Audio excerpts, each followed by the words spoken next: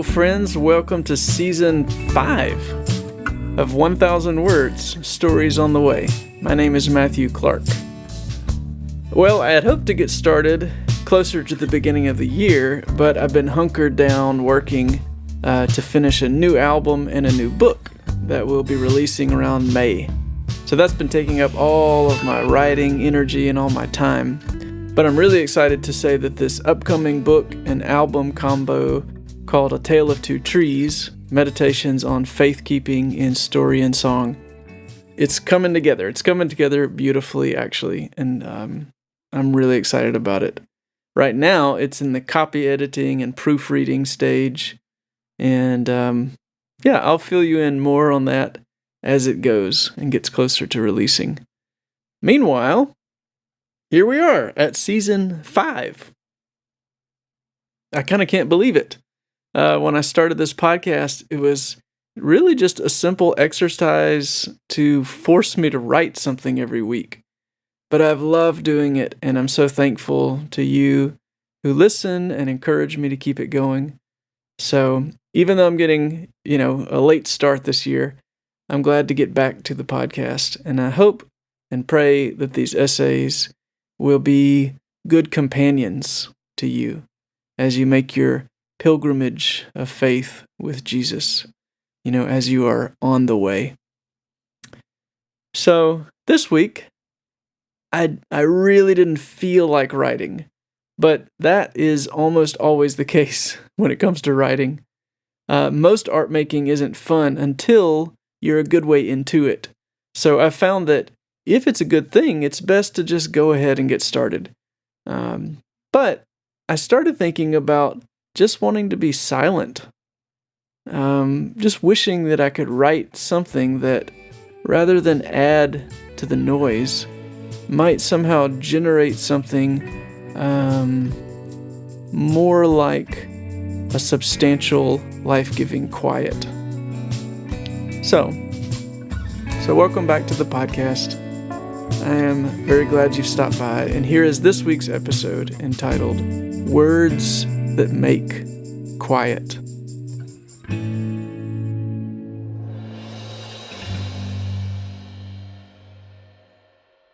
Today, I don't want to write anything.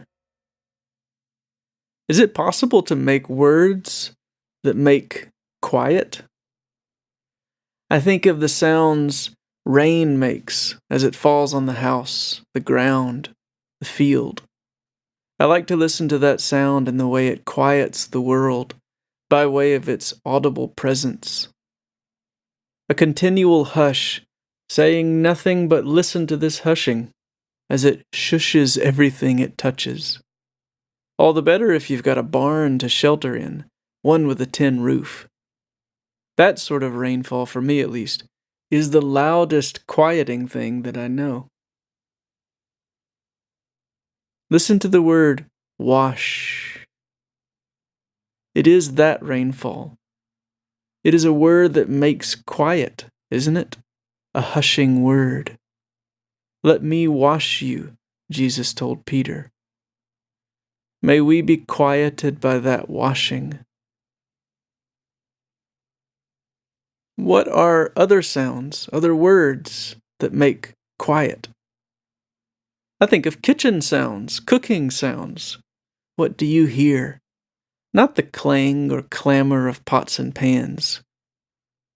My grandmother used to softly whistle while she cooked. It was a gentle, breathy, unconscious whistling. Never any particular tune as far as I know, just a wandering, carefree tunefulness.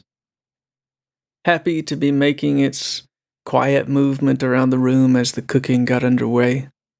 I find myself whistling like that sometimes in a quiet kitchen.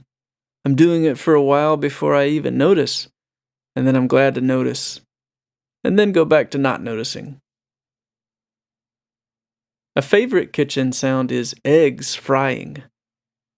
Eggs cook quickly and they make the best music if you don't cook them too hot. Just above medium on the stove at my house is best.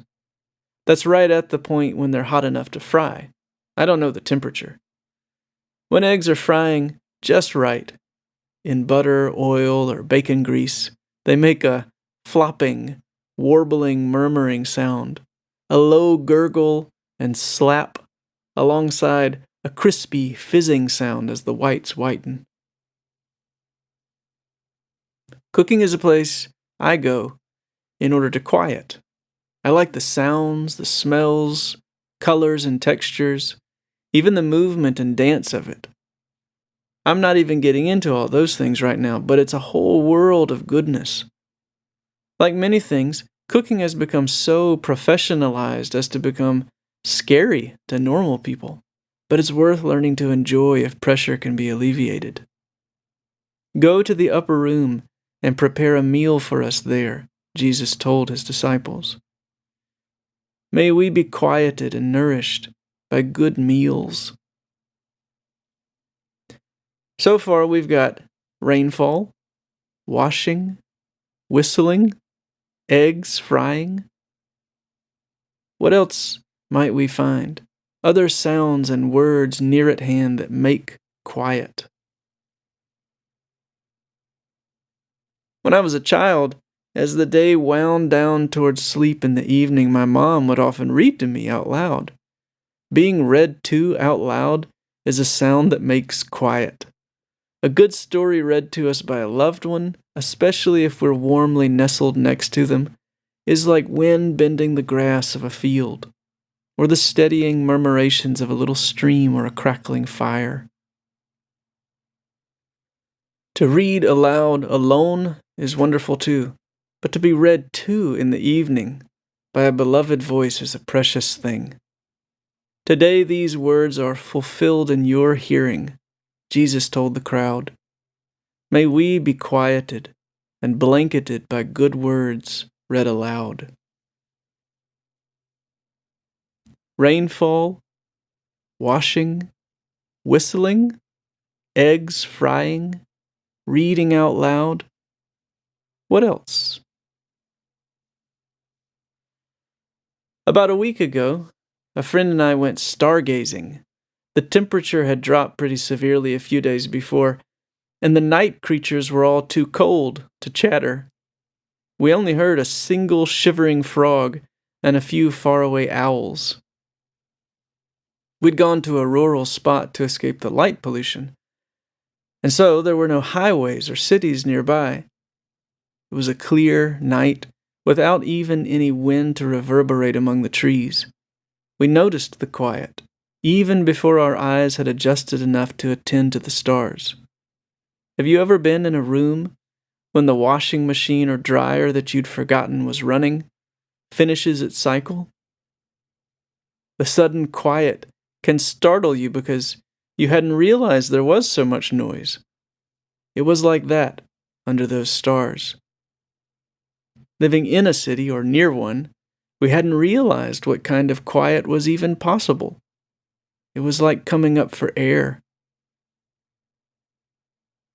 On top of that, now that we were away from the light pollution, its own kind of noise, the clarity and brilliance of the stars was like a music made of quietness to our eyes.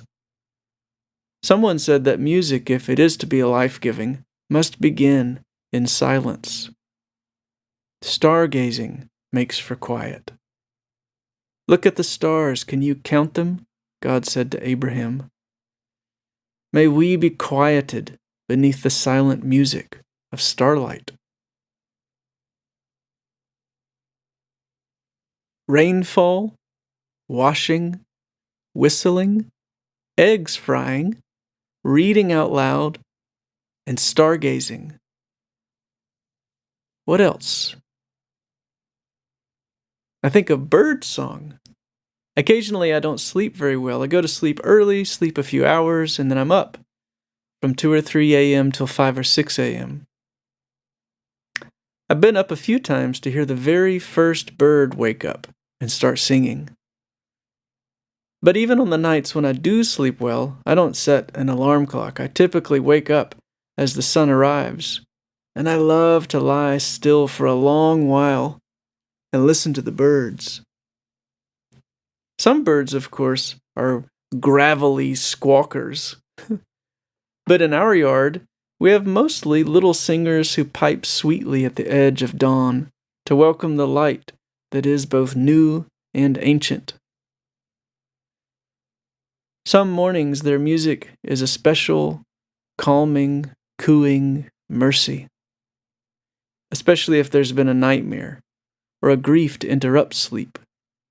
They bring with them the lilt and lift of lightness, of bright wings, as Hopkins says. And the Holy Spirit descended upon him in the form of a dove, say the scriptures of Jesus at his baptism. May we be good perching places for the Holy Spirit's blessing of quietness and rest.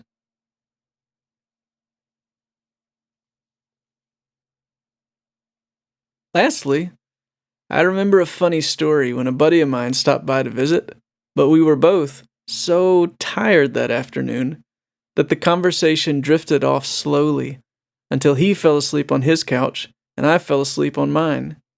He said later, "Now I know we are real friends." That friendship required no entertainment, no performance. It didn't even require being awake. One of the most wonderful things to me is to simply be quiet with someone and feel no need to fill the space with any distractions. That kind of quiet is itself a form of affection. It is a vulnerable, quiet trust in that other person's love for us. It is a listening for a different kind of language, the quiet speech of simple, unadorned presence. The simple goodness of being with someone without any need to justify the worthwhileness of that presence. I have calmed and quieted myself. I am like a weaned child with its mother, and like a weaned child, I am content, says the psalmist. May we be content in the affection of quiet. Rainfall, washing, whistling, eggs frying, reading out loud, stargazing, bird song, quietness together. What else?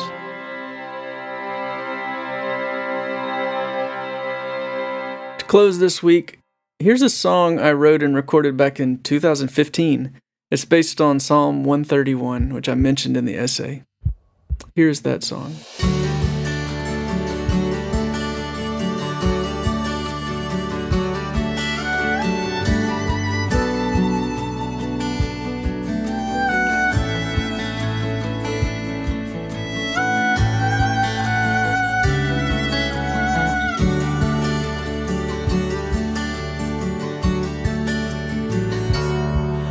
My heart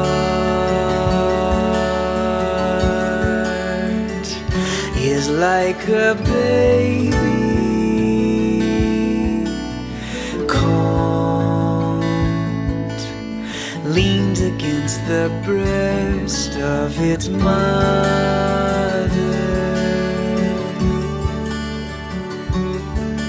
Oh Lord,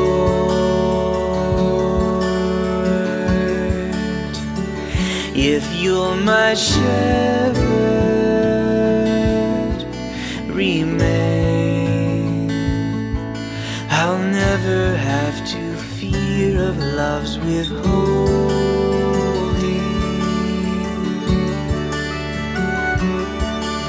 And when I lose my grip, may the treasures of this world slip through my fists. 'Cause even heaven's king let go to bring the treasure stored on earth into his home.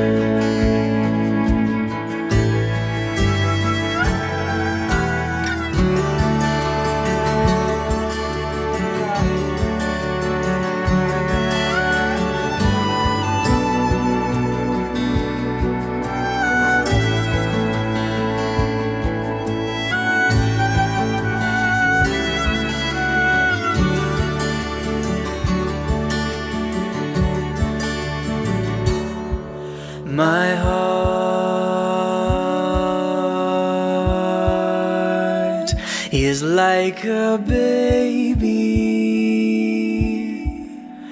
calmed, leaned against the breast of its mother.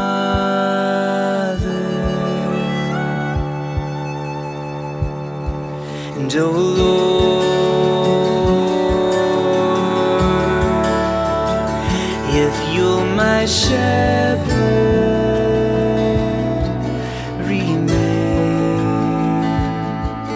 I'll never have to fear of love's withholding.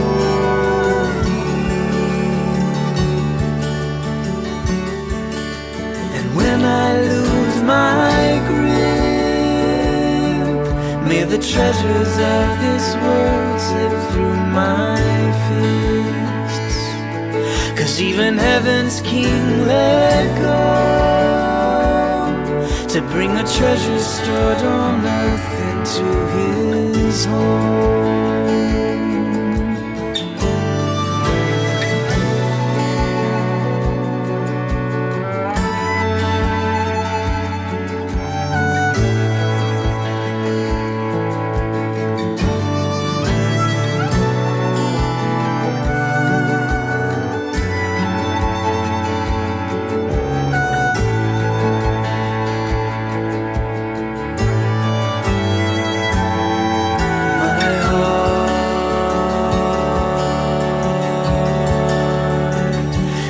Like a baby, calm. Thanks so much for listening. As always, the text of the essay will be over on my website, matthewclark.net/1000 words. Follow me on Instagram at MatthewClarkNet for updates on upcoming music, books, and podcast episodes. Please share, leave a review, and follow wherever you're listening to this.